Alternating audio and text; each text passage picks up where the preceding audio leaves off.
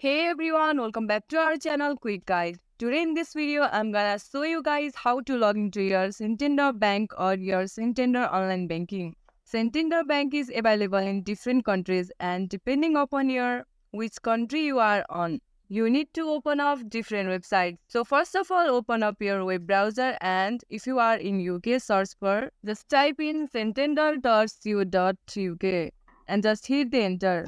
It's gonna take you to the official website of Santander UK. To log into your account, click on the login button on the top right. But if you are not from UK, you need to search for santanderbank.com and simply hit on enter. You can see this website with a different interface where you will also find an option of login on the top right. Just click here. Through this section, you need to type in your user ID and password that you created while signing up for the online banking service.